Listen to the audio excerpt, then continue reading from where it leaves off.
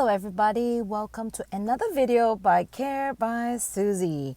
Today I'm so excited to make this video. I can't even wait until I get to the office to do this video for you. I know it's crazy. So I'm sitting in the car doing the introduction because everything, all the thoughts are in my head conjuring. I need to regurgitate it out because I feel that so many women need to hear this.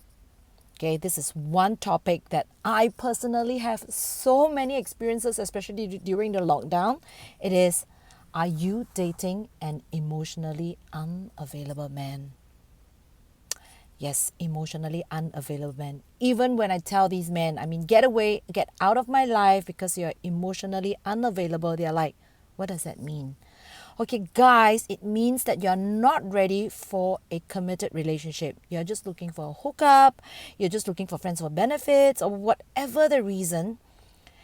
The girl has already told you, all right, I am looking for a committed relationship. Unless she herself wants a hookup, all right, by all means, both of you have got a transaction. But otherwise, stop lying, stop pursuing. Okay, so I feel so many ladies need to hear this. And as always, I have an acronym to explain why these guys are emotionally unavailable. And this time around, I call it unclear. That's right, UNCLEAR. And each of this syllable represents a description of why they're emotionally unavailable. So stay right until the end to see what unclear means and what it described. And in the meantime, please help me hit the subscribe button and the bell notification so that you will not miss any of my future uploads.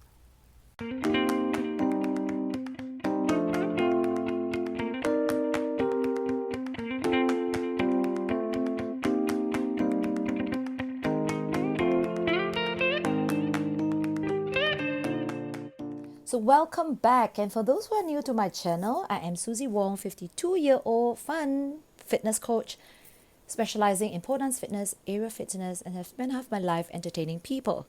And right now I like to use this channel to inspire and empower ladies who are 40 years old and above. In this channel, you'll find us discussing topics such as dating, relationship, law of attraction, manifestation, self-love, self-worth, fitness, wellness, anything that can make us ladies 40 years old and above the best versions of ourselves. So without further ado, I'm going to dive right in. What is it like to be dating an emotionally unavailable man? How to spot one, and probably how to get out of one quickly so that we do not get ourselves emotionally scarred. So first of all, you might ask, what is an emotionally unavailable man? Basically, it means a man who is not ready for a committed relationship with you. Reasons being, he might be already in one, or he might be in a complicated situation where he's not ready to be in a committed relationship with you. Or it could be a case whereby he's just not interested enough in you to be committed. He just wants to play around, he wants a friends for benefits. And it could also sometimes mean that they are commitment phobic. There's just so many reasons, but nevertheless, it's not going to stop them trying to pursue you and pretend to make it sound like they want a relationship. So before I discuss how to spot one and probably get rid of one, I have a series of stories to tell. And all these are from my experiences, and some of them could be quite hurting. But after this one first incident, the rest were just like, I could spot them already and I was very well prepared.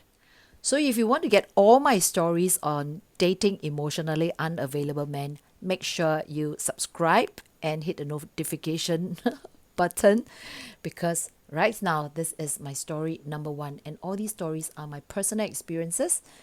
You might encounter similar one, and here goes. So this guy, I call him Mr. S, ASS, because he is one. We got to know each other sometime last year during my birthday. Oh, and by the way, today is my birthday. So it's exactly 1 year ago. He found me on Facebook, and on the pretext that we went to the same school, which we did, he's like, hi, I find you really familiar. And since it's your birthday, maybe I'd like to take you out for dinner so that we can exchange university stories. Wow, that sounds legit and genuine and innocent enough. So I accepted the date, and he brought me to a really nice restaurant, I must say.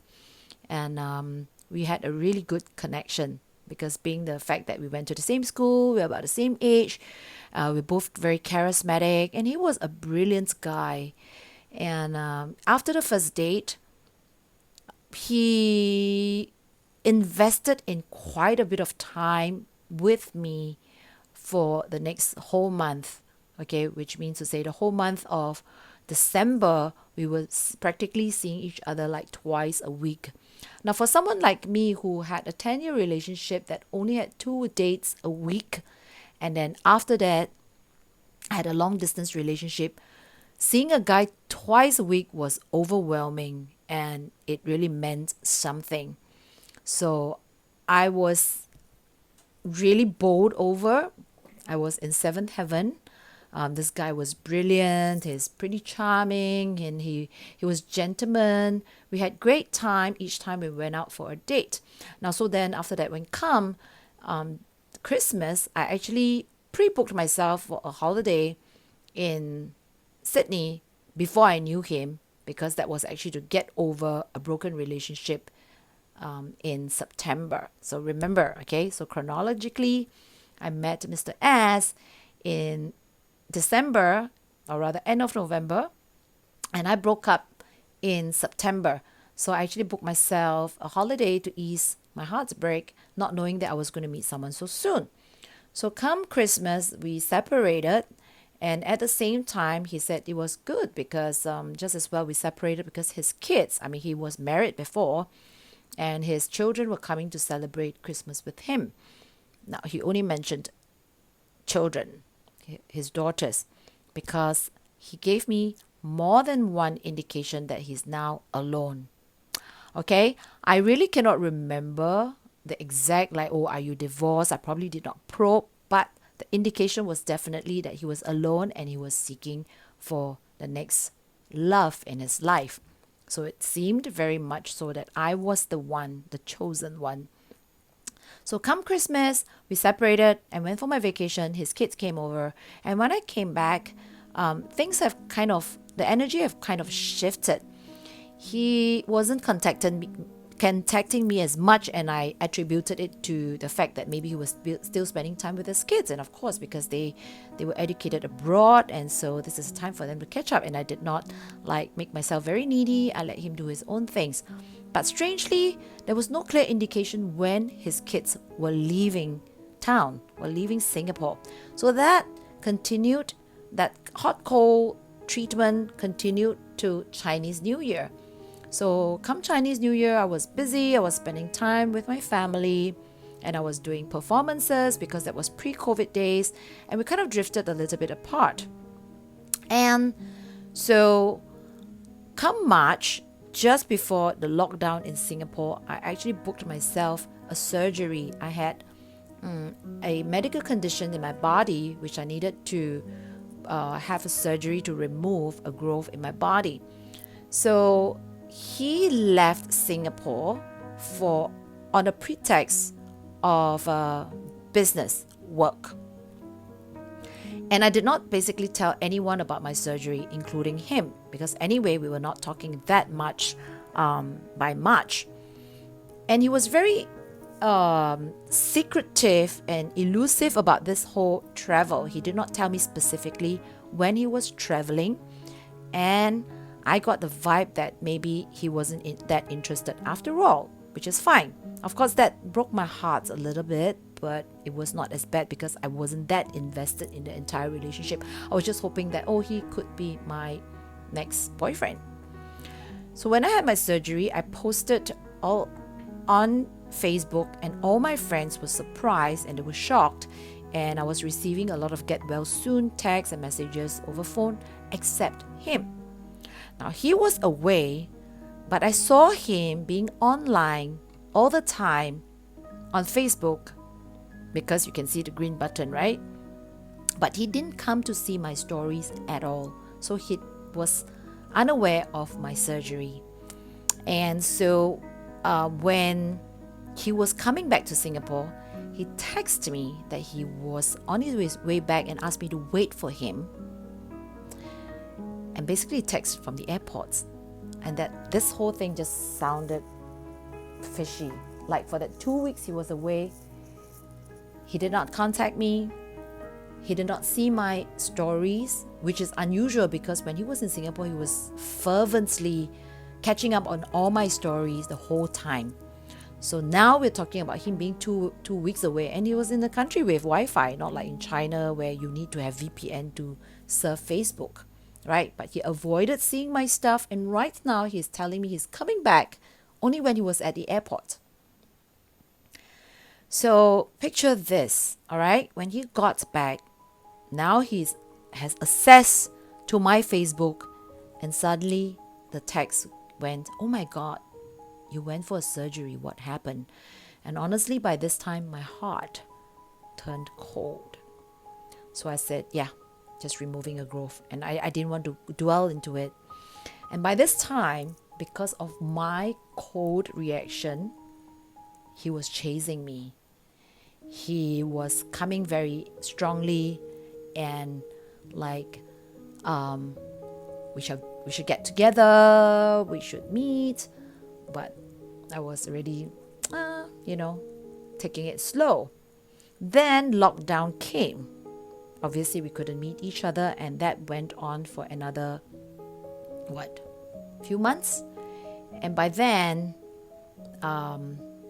we just turned cold, this relationship. But that's not the whole point. Okay, so rewinding back to why during Christmas and during the time when he was away, he was contacting me a lot less than when he was pursuing me crazy in December. Okay, so during my recovery from my surgery, I had time to do some PI work. So this is the interesting part. So remember Christmas, he said that only his kids were coming back to celebrate Christmas. But after my PI check, I realized that his wife came back as well, and which is why he did not contact me as much. He could only contact me here and there when he was probably out of the house. And then when he went overseas under pretext of dealing with some business, actually I also found out that he caught up with his wife, which explained why during the entire time he could not visit my stories or my post on Facebook. So now this guy has a freaking wife. All right, and then during COVID, we could not meet, and he actually texted me and asked me what happened. Why was I not talking that much? That was because I already grew cold. But again, later on my check, I found out that his wife, who was actually living abroad before lockdown, he rushed back to Singapore. So now we all know that the entire lockdown situation, even though we could not meet, but he could not contact me as well because the wife is back. So the question is, why is this guy pursuing me so fervently when he had someone? When seemingly he has not divorced, or even if he was divorced or separated or estranged, he's definitely still places a lot of priority and importance to this relationship, so much so that he cannot be in contact with me. But what baffles me is that what was he trying to establish with me? He was really, really into me during that December, like meeting me twice a week and really nice and really telling me how much he liked me. And to a point, he said that if he had met me in university before, I would still have been the one that he liked. So, okay. In short, this guy is actually emotionally unavailable. He's not available to develop a full-fledged relationship with me. I did not tell him my discovery, but now from watching the video, if he does, he will know why I turned cold. And actually, secretly, I hope he watched. But on another part, I hope he doesn't. And he could have broken me emotionally. But I have him to thank. Because of that, I actually got very experienced in fishing out an emotionally unavailable man from now. Yeah, so this is part 1 of my dating of an emotionally unavailable man. I don't know how you feel, but I feel that if you are emotionally not stable, this man could have broken me. And I feel that these men are just outright selfish. They want to pursue a woman without them having settled their own situation or their mess. And what if I fall head over heels for him? And vice versa. But I'm not concerned whether he head over heels with me because I don't care now. But what are you going to do if now I go crazy? I go desperate or needy? How are they going to handle this situation? Anyway, I have much more of these stories to share, and I hope you enjoyed that. It's the first time I'm opening myself up so vulnerable, telling you my encounters, only because I hope to help more ladies out there. Because like I said, we ladies are wired so differently. Men are just carnal, sexual. They think of having you to satisfy. I'm not saying all, okay? So men, please do not throw stones at me. But I'm saying most of them, or many of them, just want to have a good time. And if they're not available, they just exit. But we ladies will cling on to the hope. We will still want to try. We want to make ourselves, we want to change ourselves, make ourselves the best versions of ourselves so that to win this man and to get him back. And actually what they're doing to themselves is they're getting themselves more and more spiraled into depression and sadness. And in the end, the person who's going to get hurt is not him, but you, or their spouse. So can you see that it is really important that we ladies who are actually genuinely looking for a relationship to stand by ourselves, have self-love, self-worth, love ourselves more than anybody would, and importantly, ready to get out. Yes, I say that with so much conviction. So there you go. I have many more of these stories, so look out for them for my part 2 and part 3. This is probably by far the longest one. The rest are probably shorter because I got more experience, right? So yeah, hit the subscribe button, bell notification. You can see that emotions is building up inside. Comment if you think that I did the right thing or the wrong thing. Comment if you feel like you have been through a similar situation. Give me a big thumbs up for my boldness, my courage in telling this story. It's not something that I should be very proud of, or maybe I am, because I have gotten out of it unscarred, giving you my testimony on how to handle it better. So yeah, and I hope to see you in my next video, and I love you guys. So if you think someone else needs to hear this, please share it.